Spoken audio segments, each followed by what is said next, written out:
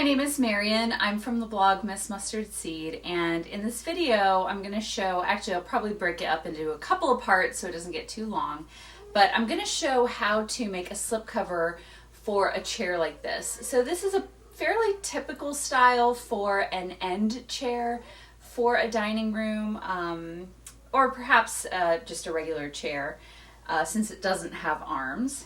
And this is what would be considered a Parsons-style chair, except this one has some mini wings that we'll have to deal with. But if you have a Parsons chair, or even something that has some bigger wings on it, but without arms, this is going to be a helpful tutorial for this sort of project. If you're working on just making a skirt that covers a seat, or you're working on a full oversized chair or wing chair, I have other tutorials that are going to help you with that. So let's go ahead and get started. One reason why I'm slip covering this chair is because it's a disaster. And when I showed this on Instagram, somebody asked, how did it get so dirty? So first of all, kids, I have two of them, boys, middle school. That should answer a lot. The other thing is, one of my sons is a type 1 diabetic, and he changes his some of his equipment on these chairs. These are his favorite. And so it's gotten some of the adhesive from those products on the chair, and then dirt sticks to the adhesive. So that's why they look so bad. And so I'm going to make some washable slip covers for them out of a fabric that's very similar in color. So they'll keep the same look that I really love in the room. The linen is going to be super easy to wash and care for, and the cats like these chairs too. So it needs to be a fabric that's fairly forgiving. And this is a rustic linen that I got off of fabric-store.com. I'll share this specific linen. I did wash it ahead of time so that any shrinkage would happen, also just to soften it up so it's a little easier to work with. And then I'm also going to be using, this is 1/4 inch cording, and I'm going to use this for to run around the bottom just to add a little detail. I haven't decided yet if I want to use it along the wings. I think maybe I will. Decision made. I'm going to go ahead and do it along the wings, just to add a little bit of detail. Especially since these wings are small, I think that might be nice. The chair itself has this nail head trim, so this will kind of stand in for that, add a little bit of detail. So the first thing that I'm going to do is get all of my pieces ready. And I've learned that with making slip covers, which is not my favorite thing to do, I do it out of necessity. I do it so that I can redo furniture, and also because you can find pieces with great bones, or you have pieces like this. This chair is in fantastic shape. The upholstery is not, though. So it's just a cosmetic issue that can easily be fixed with a slip cover. So since it's not my favorite thing to do, I've learned that if I get all of the pieces ready, the slip covers go together much quicker. So I'm going to get all of the piping cut for, I'm doing 2 chairs, so I'm going to get all the piping cut and sewn for both of these chairs. And the way I do that is I use the chair itself as my measuring tape. So I'm going to run this around. My cat is grabbing it. Run it around. And this is the length I need to run around the bottom of the chair, and I'll need 2 of those. So I'm gonna get my cat. Okay. We're in self-isolation right now, so I've got cats, but I've also got everybody else in the house home. So that's just gonna be what's happening during this video. All right, so we've got that. And then usually I like to keep it all in one long piece. Esme, you're not helping me. Okay, let's get this unwound. Okay, so this is what we have for the bottom pieces. Need to keep my balance. I've not been drinking, I promise. And then I'm going to measure for the wings. So we need 1, 2, let go. Okay, and that's all the piping that we're going to need for this project. So I'll cut that off. And now I have, this is what I need to cover to make the custom piping. And I actually have another video tutorial that I'm going to refer you to that where I show how to make the custom piping. So I'm going to do that. And then the other pieces that I need are the fabric pieces for the chair. So I'm going to get those cut. And again, I'm going to cut them for 2. And I like cutting the fabric pieces that I need for the chair before I cut it for the piping, because for the piping it needs to be cut at an angle on the bias, and that can it can really eat into your fabric. And so I want to make sure I get all of the biggest pieces accounted for before I cut it at an angle, just to make sure I have enough. Now I'm pretty sure I have more than enough, but it's always better to get all your big pieces cut to make sure. So I'm going to cut the seat piece first. And again, I'm using my chair as my sort of measuring stick. And I'm just going to cut the fabric right along the chair. And I'm going to have the seat piece separate from the side. And the reason being is having a seam there is just going to make it drape over the seat better. Okay, so we've got the seat piece.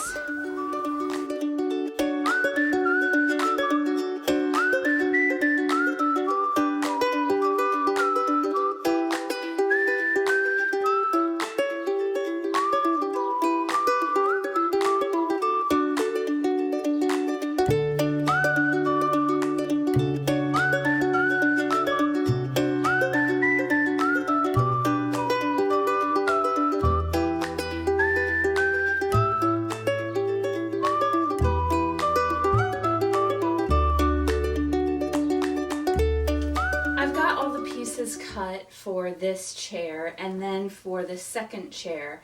And the way I did that is I wrapped up the seat and the sides of the seat together, and then the front, the back, and these 4 side pieces all together. So now I've got oh, I'm gonna have to shut the cats out next time. So now I've got this little bundle ready to go for the second chair, and I've got all of my pieces cut, and somewhere, there we go, and I've got all my piping. I used 5 yards of fabric for 2 chairs, and this fabric runs about $9 a yard, so pretty good. And then I have, I'd say, about maybe 1.5 yards, a little bit more left to make the piping cover and also some sort of a skirt. And so now I can get started with making the piping and pinning. I have my piping made, so I'm ready to start pinning. And this fabric, because it's a linen fabric, it's the same on both sides. So if you're working with a fabric though that has a right side and a wrong side, you want to put the right side to the fabric or to the chair that you're pinning, because we're going to pin it inside out, sew it, and then the slipcover, you'll turn it right side out, if that makes sense. Hopefully it does. So we're going to use a pin fitting method for this. And the reason why I do this, I think, first of all, it saves time. You don't have to create patterns and then cut the patterns out. We're using the chair as our dress form, and it's going to be a perfect fit because we're using the exact chair that we're covering. This is one reason why I don't do like mail order slipcovers. When people have asked me, I'm like, no, that's not how I work. I've got to work off of the chair. So I'm going to create a seam. Oh, kitties. Hopefully you guys are cat lovers and not annoyed by my cats being in the video. So I'm creating a seam here. I'm pinning the right sides together to create a seam. You'll kind of see, it'll make more sense as I get more pinning done. So I'm going to, and what I like to do is pin right where I want to sew. And what it does is it creates this nice tight fit against the chair. And I'll bring the camera closer in the video so you can see it a little bit closer what I'm doing. But I'm pinching the fabric tight. I'm making sure, one thing as you're working on pieces is you want to make sure that you don't pull it so tight that you pull all your fabric over and then you don't have enough fabric in other places. The other thing that you want to make sure is as you're pinning, the fabric is laying nice and straight so you don't end up with puckered fabric.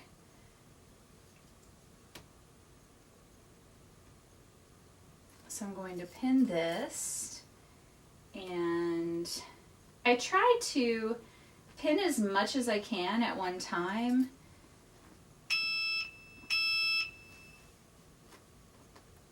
I try to pin as much as I can at one time without seams that are going to overlap. So for instance, if I pin this next one, then I'm going to have this seam to deal with. So I think what I'm going to do is jump to the other side, pin the other side, and then I'll sew it, remove the pins, and then pin all around the front. So one thing you can do, since we've got this seam right where we want it, you can put a couple of pins in or have a cat sit on it to keep it from shifting. So then as you pull it a little bit tighter, you're not going to move that seam over. So we're going to do this same thing over here.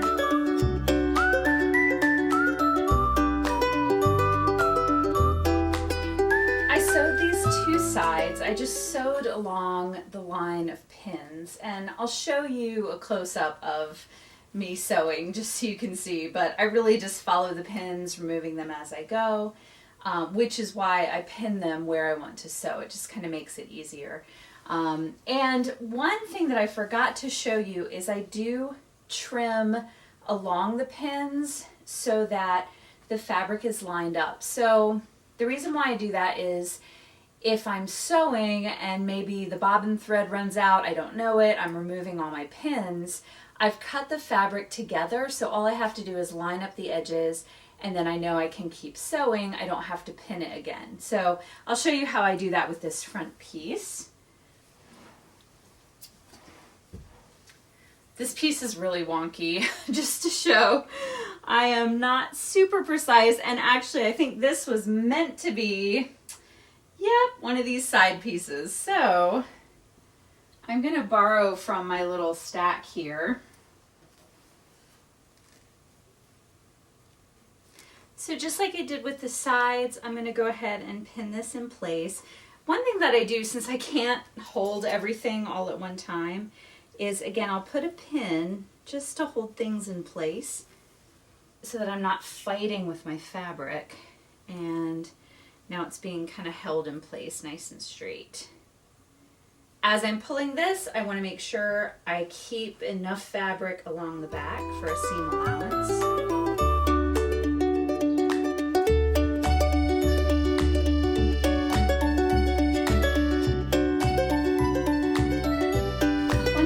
Realizing as I pin this is the grain of this fabric is going a little bit crooked, so I'd like to straighten that up before I sew it. I'm just going to take out these pins and kind of fix that, lift that up a little bit. If this was a piece along the side, it probably wouldn't matter all that much, but because it's right in the front, I'd rather just take a few extra minutes and get that right. Okay, I'm much happier with that, and now I'm going to trim off the excess fabric for the reason I talked about earlier, that then if for some reason the pins come out or I'm sewing and the bobbin thread comes out, I can just line up my fabric and start to sew again. It also just makes things look neater, and it makes the fabric kind of hang a little better. Like just with trimming that, you can see how this is fitting. You can get a better visual. Okay, I'm going to sew along these pins, get the front edge sewn, and then start working on the back and the sides.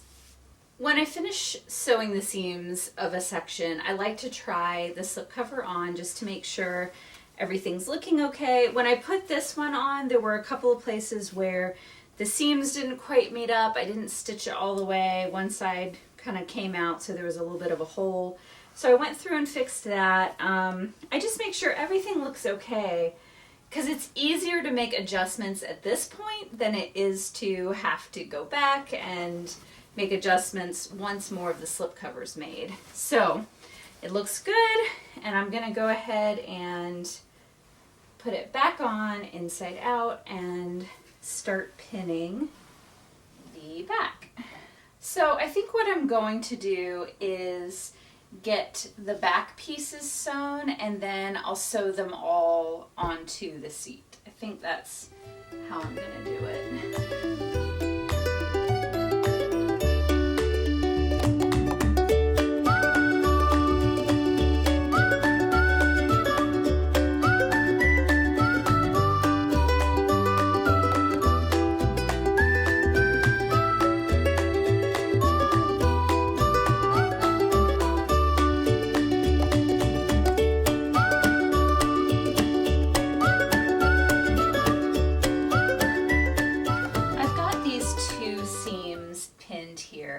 And this is kind of a tricky fit because these aren't really staying in place right now, but once we get the back sewn on, that's going to help these pull a little bit tighter. Once we have this attached down here and have it attached up here, that's going to fit a little bit tighter. For right now, I've been using pins to sort of stick the seam in where I want it to be, and then of course trimming the excess off of the seams really helps to kind of see how it's fitting.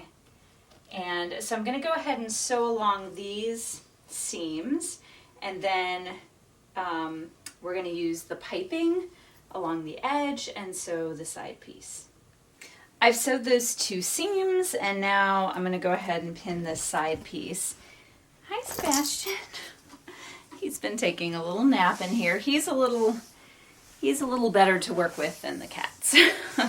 I'm going to be using the piping to put it in along this seam. Now, anytime that you're using, that you're making a slipcover that we're doing inside out, I say this in a lot of my sewing videos, we want to make sure that all of the raw edges are pointed in the same direction. So,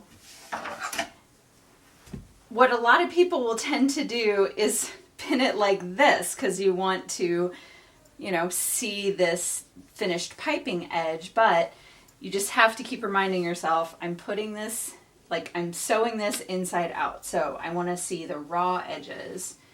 And I know that from experience because I have done that many times. Okay, so again, because we're working with a piece of fabric that's not going to behave itself, it can't help it, it's gravity, but I'm just going to kind of pin it in a couple of places so it's not moving all over. And then I'm going to leave a little bit of a tail and start sort of pinning right along the edge of the chair. And what this piping is going to do is just create some structure and a little bit of a nice detail. So I'm making like a little sandwich. One edge, the piping in the middle, and another edge. And then pinning on the raw edge side of the piping. And then right here, we're going to have to do a little bit of a pleat. So again, when you're doing this, you need to think, what is it going to look like from the outside? So I'd rather have the pleat facing down. So since I'm working on it inside out, it's going to face up right now. Hopefully that makes sense.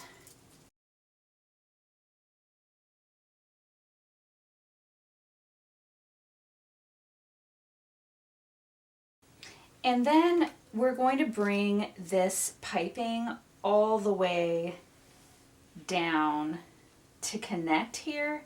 So what we can do, we're going to have to kind of leave this open.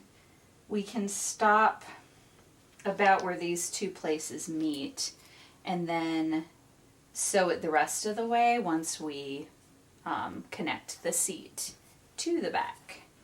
So I want to make sure that I leave plenty of piping so it can go all the way to the bottom. I've got the sides sewn on, and if you have a chair similar to this that has these little wings or something similar, they are just awkward. I'm just gonna say right out, it's really awkward to get these seams nice. With a full wing chair, the fabric is just gonna sit back a lot better. So I'm saying that partially for myself, but for you to show yourself some grace. If you don't have these wings, or maybe if you're deciding on a chair to buy that's going to be easier to slip cover, then I would definitely pick a chair that just has a straight back. That's going to be much easier to fit. The little wings are a great detail, but they make for a challenging slipcover. And I've made a lot of slipcovers, and this one I have found to be just this part of it here I've found to be a little bit difficult. But the seam is going to get tighter once we attach it to the back and to the seat here. So we want to be paying really close attention to that as we're pinning. And make sure that we pull this seat nice and tight and pull this back of this seat down nice and tight so that we can get a better fit. The tighter the fit, just the better everything is going to lay.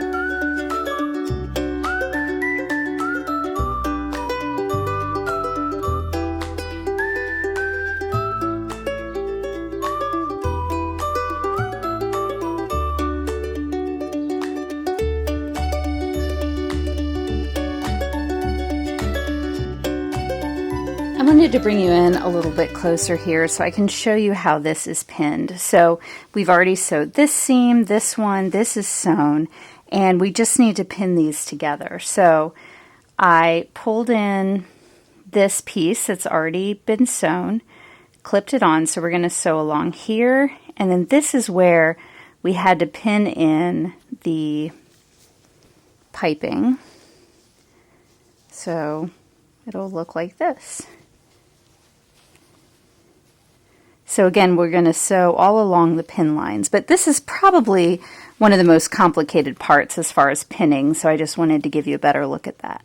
For this back piece here, we need to be able to tie it on because of the wings. If you have a straight back, you can just slide the slipcover on, but that's not going to work in this case. So this is the piece I have for the back, and I'm going to cut it in half down the middle and then create two seams, and that's where we'll put the ties, and it'll make sense as we do it. So I'm gonna cut this in half, and then I'm going to fold the seam in once and then a second time to make a